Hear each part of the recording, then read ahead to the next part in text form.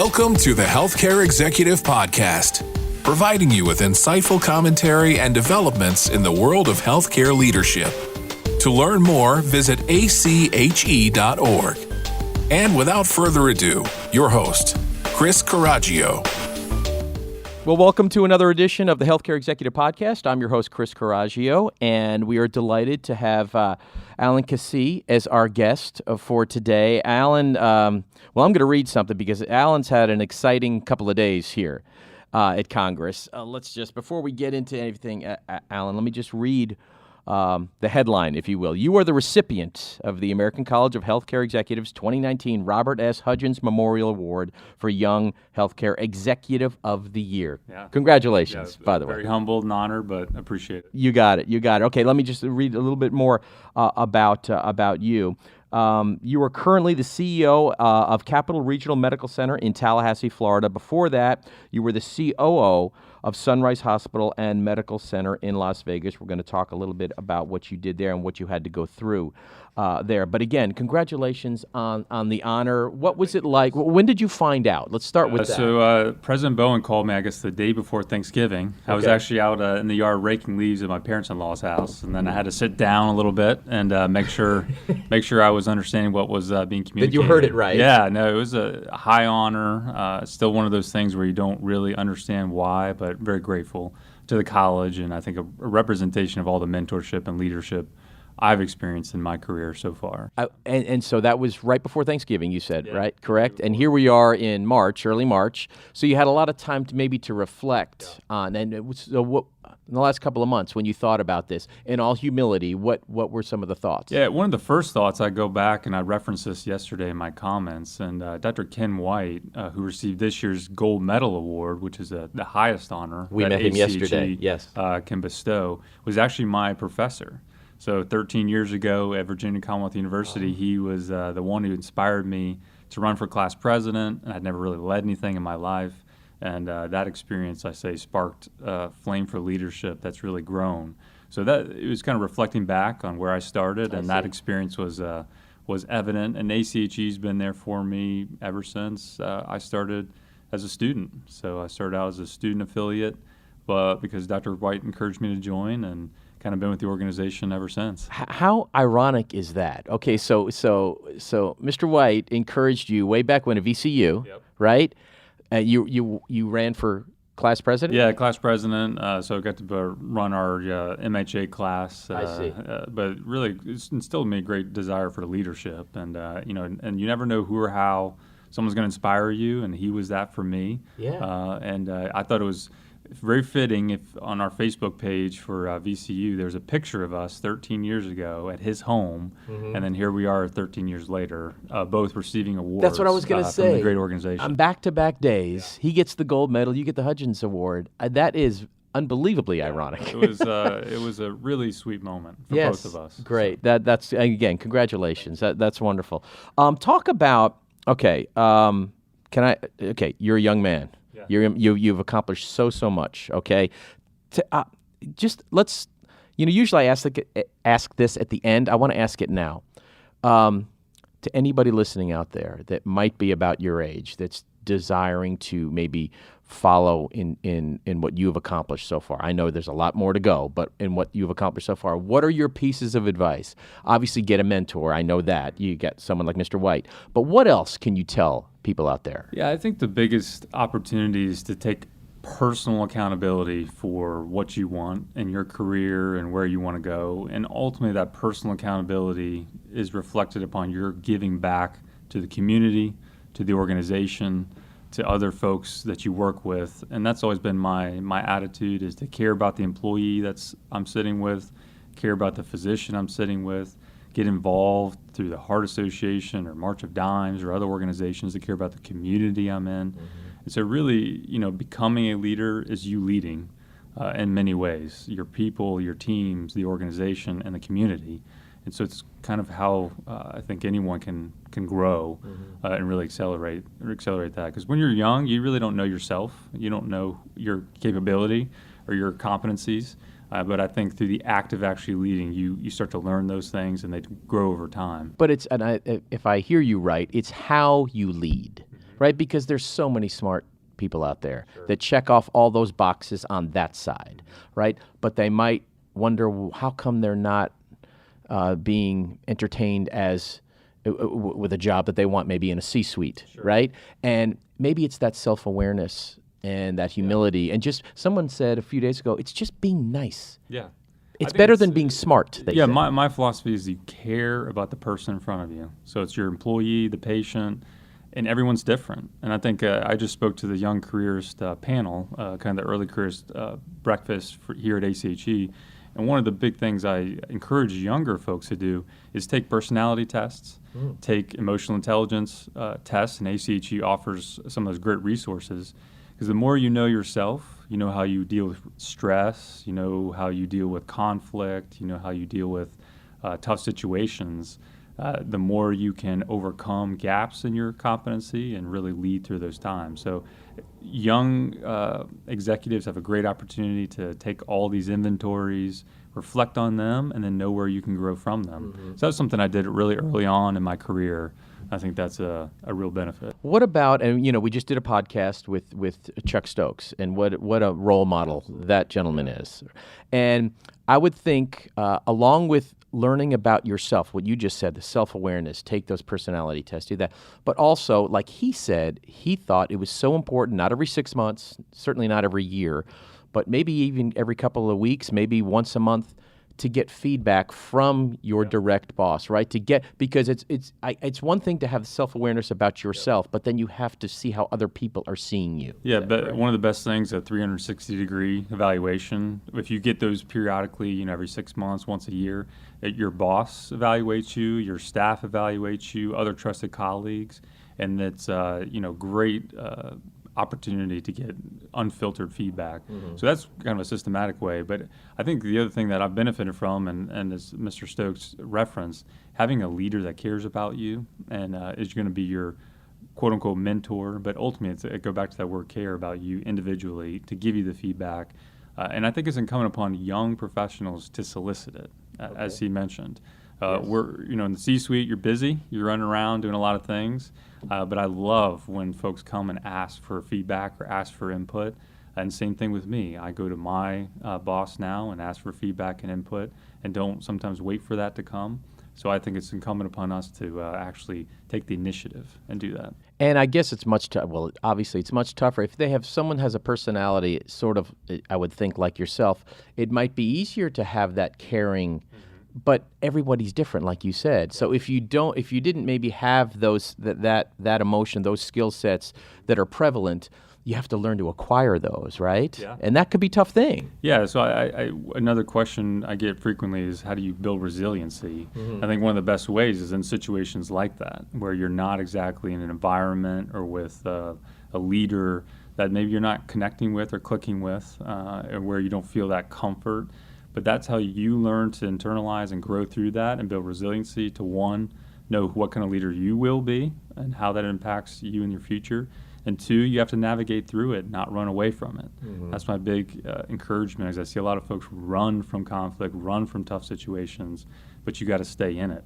And actually, that's how you become a better leader long term. But again, that's tough to do that. You gotta stare that right in the eye, right, and have that courage. Yep. That no fear and move ahead, right? Yeah, absolutely. Yeah. Let's talk, and I guess that segues perfectly into it. Let's talk about again, right now you're currently the CEO of the Capital Regional Medical Center in Tallahassee. I want to ask you about currently what's going on there and how things are going. But I want to ask you, and it's a perfect time to do that because of what you just said about your former job, the COO of the Sunrise Hospital and Medical Center in Las Vegas. How long were you there? So I was there about 3 years in Las Vegas, and Sunrise is a great organization, both part of HCA, about 700-bed hospital and large referral regional tertiary facility there in the heart of Vegas, right off the Strip. Right there. So we had a lot of visitors. One little claim to fame is we had patients from all 50 states.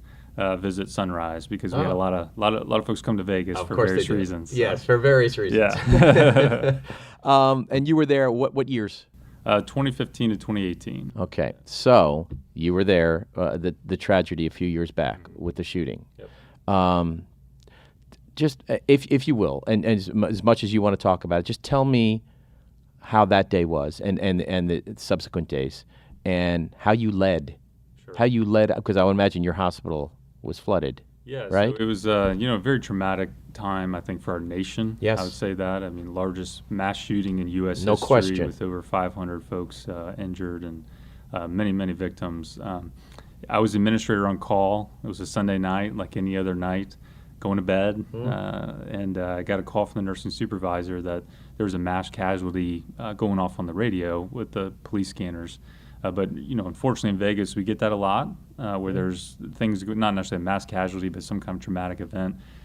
So kept going to bed until then. I had a director who was at the Route 91 Harvest Festival call me, and when she described what she saw in that moment, just the chaos and the carnage, I knew this was real. So I immediately went to the hospital. I was there in the trauma bay all night as we had over 230 patients come in about 3 hours. 124 had gunshot wounds, so it's almost as if you had 124 level 1, class 1 traumas, which requires the immediate response from a multidisciplinary team to the trauma bays all at once. So obviously not something we've ever experienced, but how do we lead through it is the same way. I think you used the word courage earlier, but you got to stand in the middle of it and help bring some semblance of order and direction to the chaos. And you do that through relationships that I built over time. So I called all my physicians, I called all the surgeons, we called everyone we could to come in. And because of the culture we had at Sunrise, we had nurses who heard it, saw it, weren't even called, and drove in just to help. So that night, through the sheer display of, I call humanity, we all just jumped in and did what we could do to save the lives of the victim. And obviously, there's no, and you mentioned this. There's no way to prepare yourself for that type of carnage, all right? But in a way, and in a very distinct way, you did prepare your hospital for that, right? You didn't know this was going to happen, but the culture that you instilled, right? Yep. That's how you guys were able to hold it together and get things done. Yeah, no. When I pick up the phone at 11 o'clock at night and I call the surgeon who's not on call, is he or she going to respond? They all responded, and I think that's the relationship you have with your physicians, your medical staff, the nurses, where there's a broader purpose that we're there to serve the patient, regardless of any other issues. And that theme and that culture, I think, was put on display in a very unique way. And that's why I'm very proud, even in a very traumatic event, to say that 196 folks left to see their families, to spend Thanksgiving with their loved ones, despite all the folks that were injured. So really proud of the team. And it wasn't me.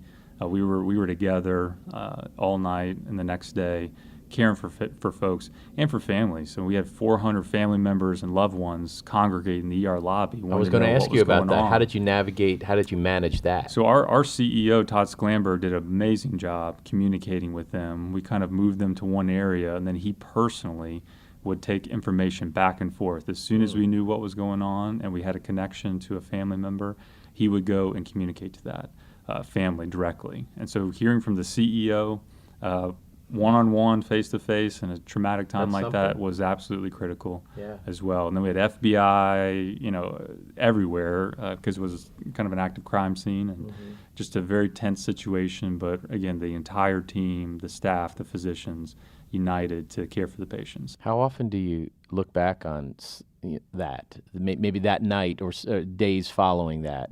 Yeah, honestly, it's been one of those things. This past October, in Florida, we had Hurricane Michael, and then we also had other hurricanes in the past. And unfortunately, used a lot of the same skill sets to be able to navigate through that, ensuring that everyone is safe through that event.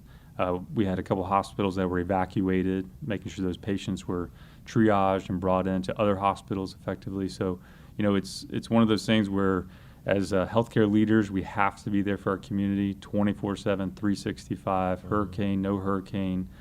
Tragedies, non-tragedies, we have to be there. So I do reflect on it often, and actually have in one way, learned and helped lead my current organization through other hard times because of it. And that's another thing that Mr. Stokes was saying is you always learn. You're always learning. You think, oh, I went through that, so I'm ready for anything. But no, you have to continue. Exactly. Yeah. Adjust it as you move on. Okay, so let's transition into Capital Regional Medical Center. Yeah. So you got there when? 1 year ago in March. 1 year ago in March. Yeah. Okay. And so this is the first CEO position for you.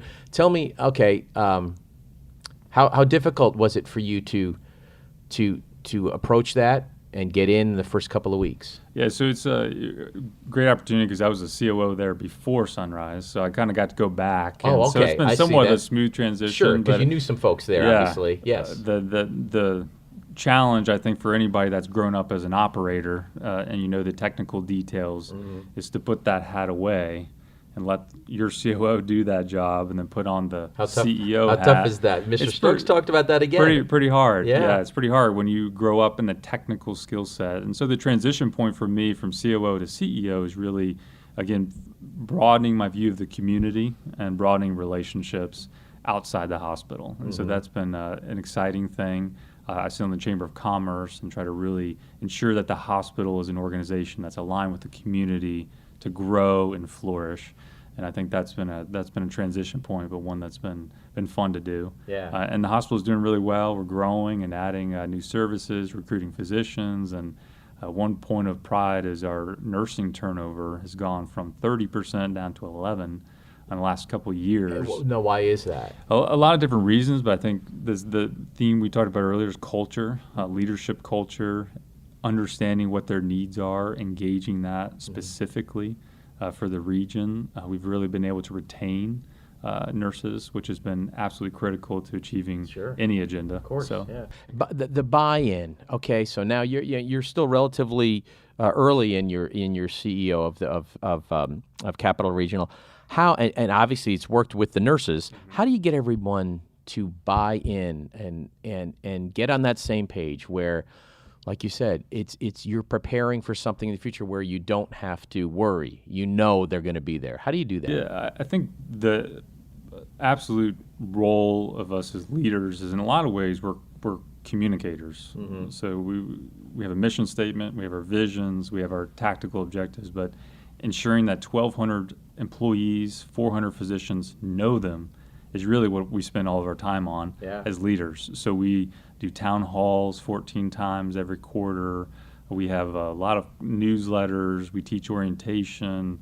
One exciting thing we've done recently to reinforce it is we actually sit back down with all employees at 30 or 60 days, and then we directly communicate with them on the strategy, the vision, whatever we're working on. Oh, wow. And through all these mechanisms, it's really for them to hear from us, but also for us to hear from them. Because when we know what they need to be successful, equipment, staff, process, we can engage those and change it. And then there's a loop. When they see us caring about them and actually doing something about it, and they hear from us the vision, we all are on the same page and buy in. So I think that's been the kind of the success, is being transparent, open, and multiple points of communication.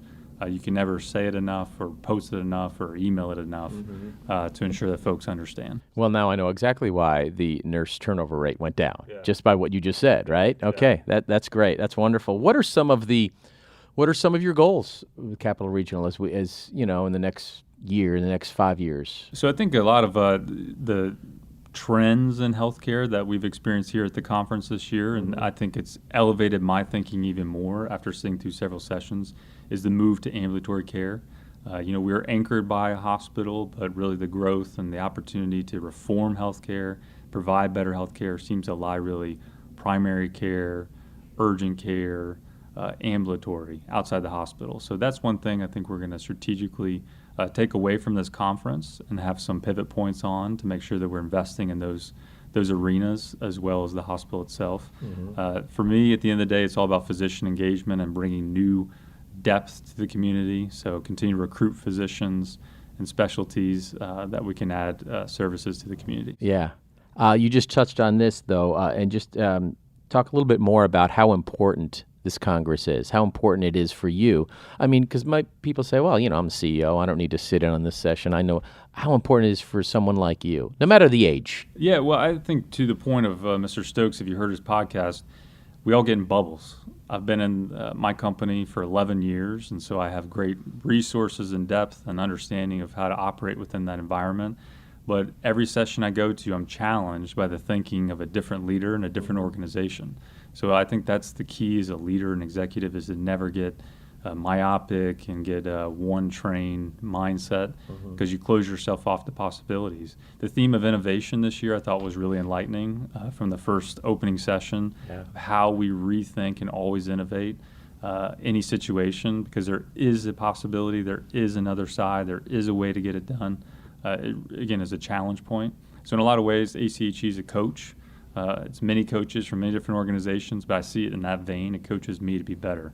And so that's why I value the conference and the entire community. I started as a student associate back when you got free tuition if you helped out, and been coming for many, many years. So. There you go. There you go. What? Lastly, let me ask you about, because again, we keep going back to Mr. Stokes' podcast. And folks, if you didn't hear it, you just go back and find it, because you need to listen to that podcast. He was talking about, I asked him about the Baldrige. They won the Baldrige twice under his leadership in two different places, 2006, 2017. But he was talking about the honor is great, obviously. It's the pinnacle, it's the peak, right? It's the gold medal. But just striving to achieve something like that, that's what you need to do. Is that obviously, is that in your mind? Maybe not the award itself, but just striving to achieve what that takes. Yeah, no, I think we all want to have organizations that have defined, meaningfully different quality, great experiences for patients, as he mentioned, that are growing, that are thriving, so our communities can grow and thrive. But it's built on the bedrock, and hopefully you've heard that from me, of employee and physician engagement. Without that, it is the cornerstone of anything we try to do on any other outcome measure. So absolutely, that's the expectation, the goal. Every patient deserves, and I even in some ways don't like the word patient. I sometimes I substitute neighbor or family member, son, daughter, mom, dad. They deserve the best care every single time. And so if we kind of keep that, I bring it down to the personal level of accountability of who's interacting with that patient and caring for that patient in that moment. And if we all do excellent at that one opportunity or that one moment, then all of the accolades and things will come. So I kind of boil it down to the personal accountability when no one's watching, when the door's shut, when the nurse call light's going off for the third time, when the cup of water's run out again, the IV pump's blaring. And what you do in that moment, I think, makes all the difference in the world of that patient and the family. And if we have a great experience there, all the accolades and the higher ambitions of awards will come.